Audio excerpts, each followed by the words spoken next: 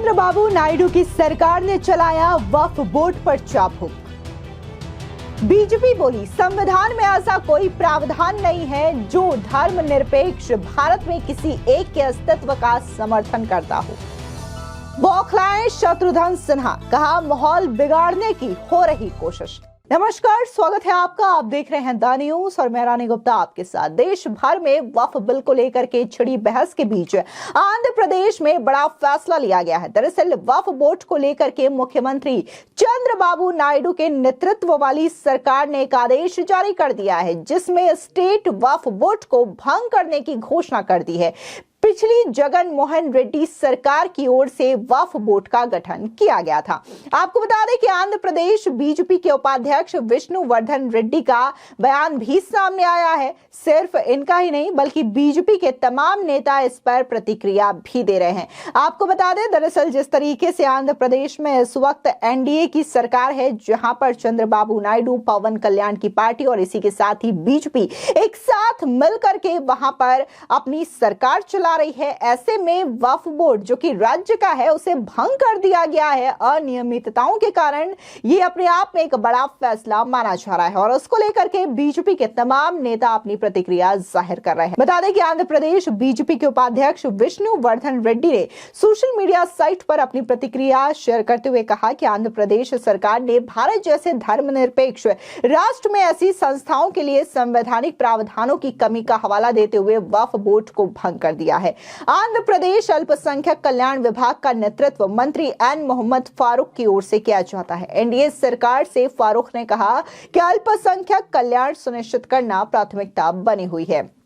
आपको बता दें कि चंद्रबाबू नायडू सरकार के फैसले के बाद बीजेपी नेता अमित मालवीय का भी बयान सामने आया। उन्होंने भी सोशल मीडिया साइट एक्स पर पोस्ट करते हुए कहा कि आंध्र प्रदेश सरकार ने वक्फ बोर्ड को खत्म कर दिया है। संविधान में ऐसा कोई प्रावधान नहीं है जो धर्मनिरपेक्ष भारत में किसी एक के अस्तित्व का समर्थन करता हो। आपको बता दें, वहीं दूसरी ओर माइनॉरिटी मोर्चा स्टेट के प्रेसिडेंट और बीजेपी नेता बाजी का बयान भी सामने आया है। उन्होंने भी इस फैसले का स्वागत किया है। क्या कुछ बीजेपी नेता ने कहा, सुनिए। आंध्र प्रदेश गवर्नमेंट में ये काम किया था। नेतृत्व मंत्री जी यहाँ एनएमडी फारूक जी है, उन्होंने किया है। जीवो नंबर 75 ने लाया था। पुरानी गवर्नमेंट वह जगनमोहन रेड्डी का हयाम में कोई ये वक्फ बोर्ड का इसका मामला किया है। चेयरमैन और बोर्ड मेंबर्स वो लोग को निकालने के लिए जीवो नंबर वो रखने के लिए जीवो नंबर 47 लाया था। वही जगह चेयरमैन, बोर्ड मेंबर्स पूरे लोग मिलके कहाँ जगह है आंध्र प्रदेश में माइनॉरिटी कंसर्न है जो जगह वो इस्तेमाल कर लेना, हाथ में रख लेना, उसके ऊपर आने का कोई पैसा आने का ये लोग खुद खाने के लिए तैयार हो गए। लेकिन सही है माइनॉरिटी वक्फ बोर्ड का ऊपर आने का इनकम कोई है उसका माइनॉरिटी कम्युनिटी के लिए, उनके बच्चों के एजुकेशन के लिए, उनके प्रॉपर्टी डिमोलिश करने के लिए, पॉवर्टी काटने के लिए, दूसरा वो बच्चों को पूरा डेवलप करने के लिए दिए से वो इंसिडेंट ये चला है। इसको सेटेट करने के लिए जीवो नंबर 75 ये नया गवर्नमेंट लाया है। हम पब्लिक से एक वादा लिया है, हम माइनॉरिटीज का अभ्युन्नति के लिए, माइनॉरिटीज का डेवलपमेंट के लिए हम करते बोल के एक वादा देके हमें पावर में आया था।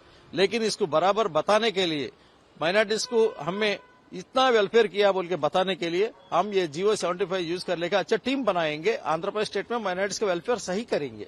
जीवो नंबर 75 के बारे में ये मुस्लिम माइनॉरिटी के क्या फायदा होता है सर? जीवो नंबर 75 में टीम बन जाएगा। टीम का पूरा मामला बाहर आने का, टीम निकालने के लिए मैं तो पढ़ा है जीवो नंबर 47 विथड्रॉयल करके उसका जगह में 75 लाया था। 75 में नया कमेटी चेयरमैन आएगा, उसका बोर्ड मेंबर भी आएगा। बोर्ड मेंबर लोग कोई अच्छा ये माइनॉरिटी वेलफेयर के सोचने वाले रख दिए तो वो फायदा मिल जाएगा। वो तो एक कमेटी, ये गवर्नमेंट हाई तक एक कमेटी वक्फ बोर्ड जमीन कहाँ कहाँ है वो उसको बचाने के लिए कोशिश करना पहले जरूरी है। बचाए के बाद उसके ऊपर आने का इनकम गरीब लोगों को खिलाना अच्छा है। जहां बीजेपी इस मामले को लेकर के प्रतिक्रिया दे रही है, चंद्रबाबू नायडू के इस फैसले का स्वागत कर रही है, तो वहीं टीडीपी के प्रवक्ता राफी का बयान भी सामने आया है। उन्होंने बताया कि आखिर स्टेट वक्फ बोर्ड को आंध्र प्रदेश की चंद्रबाबू नायडू सरकार ने क्यों भंग कर दिया है। सुनिए टीडीपी के प्रवक्ता राफी का ये बयान। कल ने आंध्र प्रदेश की सरकार 75 जीवो लाके 47 जीवो को रद्द किया है। एबॉलिश किया है। किसके बारे में? ये वक्फ बोर्ड के बारे में। जो वक्फ बोर्ड की पुरानी कमेटी है वो ये जीवो से एबॉलिश होती है, रद्द होती है। पिछले 13 महीना से वक्फ बोर्ड काम नहीं करता है। पिछले जगनमोहन रेड्डी की सरकार ने वक्फ बोर्ड मेंबर्स को जो तरीके में उन लोगों को अपॉइंट करना है वो कॉन्स्टिट्यूशन से मुताबिक नहीं किए, वो कॉन्स्टिट्यूशन के खिलाफ की। इसे कोई लोग उसमें हाईकोर्ट को जाके स्टे लाए है। 13 महीने से काम नहीं चलता है, कोई भी नहीं उधर।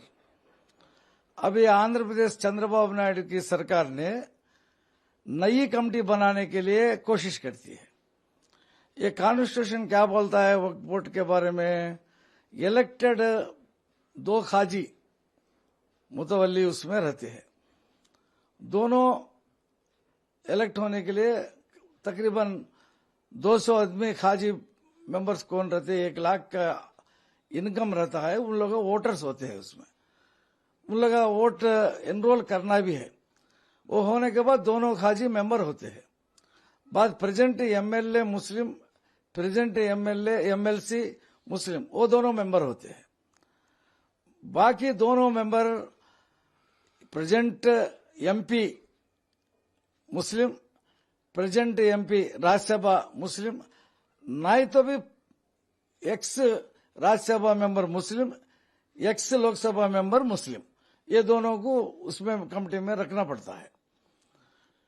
उसके बाद आईएएस और आईपीएस ऑफिसर, एक सीनियर लॉयर, एक महिला, एक सिटीजन ऑफ आंध्र प्रदेश, कोई भी व्यापारी हो, प्रोफेसर हो, किसी भी नॉमिनेट करते हैं। ये सब मिलके कमेटी होते हैं। ये कमेटी को इलेक्शन ऑफिसर पहली जो मीटिंग चलती है वो कंडक्ट करते हैं, उसमें एक आदमी को चेयरमैन को इलेक्ट कर लेते हैं। ये कमेटी पूरा, उसका नाम इलेक्शन ऑफिसर ने राज्य सरकार को भेजेगा, वो राज्य सरकार ने उसके नाम के ऊपर गेजेट जीवो देगी, ये कमेटी को एक्सेप्ट करते हुए गेजेट देगी। जब से वक्फ बोर्ड का कार्यक्रम और जो उसका देखभाल सब चलता है, वो उसमें वक्फ बोर्ड चालू होता है। जो जितने भी मुसलमान के प्रॉपर्टीज है उसको निभाने के लिए वो वक्फ बोर्ड काम करता है। अभी 13 महीने से वो काम नहीं चलता है। ये बात ध्यान में रख के चंद्रबाबू नायडू की सरकार और माइनॉरिटी मिनिस्टर एनएमडी फारूक साहब ने ये जीवो लाके पुराना कमेटी को एबॉलिश किए है। ये मुसलमान के खिलाफ नहीं है, ये मुसलमान का वक्फ प्रॉपर्टी को बचाने के लिए, जिम्मेदार लेने के लिए ये जीवो लाए है। इसमें कोई घबराने की बात नहीं है। आपको बता दें कि देश भर में जिस तरीके से वक्फ विधेयक को लेकर के बहस छिड़ी हुई है, तो इसमें तमाम नेता अपनी प्रतिक्रिया जाहिर कर रहे हैं, फिर चाहे वो असदुद्दीन ओवैसी हो, अखिलेश यादव हो या फिर कांग्रेस पार्टी। इस बीच आपको बता दें कि टीएमसी के सांसद और बॉलीवुड के एक्टर शत्रुघ्न सिन्हा का बयान भी सामने आया है। उन्होंने साफ तौर से यही कहा है कि फिलहाल ये जो वक्फ विधेयक का मामला है उसको लेकर के जेपीसी गठित की गई है और जब तक जेपीसी में कोई फैसला नहीं हो जाता इसके बारे में बोलना ठीक नहीं है। लेकिन कहीं ना कहीं इस तरीके की बातों से देश का माहौल बिगाड़ने की कोशिश की जा रही है। सुनिए टीएमसी के सांसद शत्रुघ्न सिन्हा का ये बयान। वक्फ बोर्ड पे मामला अभी जेपीसी में है और मुझे लगता है कि इसका हल निकलेगा, लेकिन हल निकलेगा के साथ साथ कहना चाह रहा हूं कि मामला लाया ही क्यों गया है इतने दिन बाद। क्या जो वक्फ बोर्ड की ज़मीन बहुत सारे लोग क्लेम कर रहे हैं और अचानक जो क्लेम करना बहुत जगह शुरू हुआ है, कुछ जगह हो सकता है जेन्युइन मामला भी हो, लेकिन बहुत जगह ऐसा इस बात का ख्याल रखना पड़ेगा कि वक्फ बोर्ड की ज़मीन है, जिन्होंने कहा कि हमारी थी और इन्होंने कब्ज़ा कर लिया, उसने कब्ज़ा कर लिया। क्या इसमें हमारे सरकारी पदाधिकारी, सरकारी अधिकारी थे या नहीं थे? हमारे राजनेता इसके लिए जिम्मेदार हैं कि नहीं? हमारे सेक्रेटरीज, हमारे पटवारीज, हमारे चीफ सेक्रेटरीज, क्या इनके लिए जिम्मेदार नहीं हैं? ये लोग किसके रहे? भारत सरकार के रहे, हमारे अपने रहे। अब इस मामले को जब उलझाने की कोशिश की गई तो ऐसा लगा कि शायद चुनाव को ध्यान में रखते हुए या जो माहौल इस वक्त जो बिगड़ता हुआ दिख रहा है या बिगाड़ने की जो कुछ हद तक कोशिश हो रही है, ऐसा लगता है कि ये आज सब कुछ सिमट कर रह गया हिंदू मुसलमान जाति जात धर्म के लिए या धर्म के नाम पे या विभाजन की स्थिति दिख रही है कि लोगों को एक दूसरे से अलग किया जा रहा है, बांटा जा रहा है, काटा जा रहा है। ये क्यों किया जा रहा है ये लोग समझ रहे हैं। इसका परिणाम भी लोग समझते हैं क्या होगा, देश के लिए हित में नहीं होगा। इसलिए मैंने कहा कि अभी जो जेपीसी का चल रहा है पहले उसका फैसला आ जाए, उसके बाद ही हम इस पर कुछ बात कर पाएंगे और साथ साथ ये भी कोशिश करेंगे कि आइंदे इस मुल्क में जहाँ का एलीट, जहाँ का प्रोफेशनल, जहाँ का इंटेलेक्चुअल्स, बुद्धिजीवी, ये लोग चाहते हैं चैन हो, सुकून हो। ख़ासकर वो लोग चाहते हैं आम लोगों के साथ साथ कि देश में शांति हो, समृद्धि हो, सुख हो, तनाव ना हो ऐसा खामोखा। तो इसलिए मैं समझता हूँ कि इस आइंदे सबकी कोशिश यही रहेगी कि देश में विभाजन ना हो, भाईचारा हो, ये सर्वधर्म समभाव का देश है।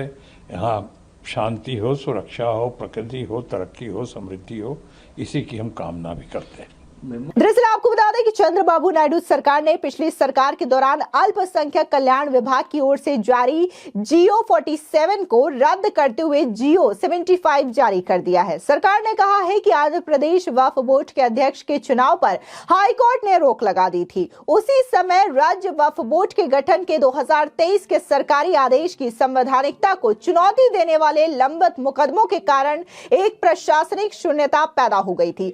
अधिसूचना में लिखा है कि अल्पसंख्यक कल्याण विभाग आंध्र प्रदेश राज्य वक्फ बोर्ड के गठन के लिए जारी जियो एमएस नंबर 47 को वापस लेता है। आपको बता दें कि कानून एवं न्याय अल्पसंख्यक कल्याण मंत्री एन मोहम्मद फारूक के मुताबिक नए आदेश जियो 75 का उद्देश्य वक्फ बोर्ड के शासन संबंधी शून्यता को दूर करना है। वो इस बात पर जोर देते हैं कि सरकार अपने नए निर्देशों के तहत वक्फ संपत्तियों की सुरक्षा और अल्पसंख्यक कल्याण को बढ़ावा देने के लिए प्रतिबद्ध है। आपको बता दें कि आंध्र प्रदेश में चंद्रबाबू नायडू के नेतृत्व में एनडीए की सरकार है। वर्तमान में 16वीं आंध्र प्रदेश विधानसभा के लिए मई में चुनाव हुए और चुनाव परिणाम 4 जून 2024 को घोषित किए गए। नतीजों में एनडीए सरकार को प्रचंड बहुमत मिला। 175 विधानसभा सीटों में से चंद्रबाबू नायडू की पार्टी टीडीपी ने 135 सीटें जीती, जबकि सहयोगी पार्टी यानी कि पवन कल्याण की जनसेना को 21 और बीजेपी को 8 सीटों पर जीत हासिल हुई।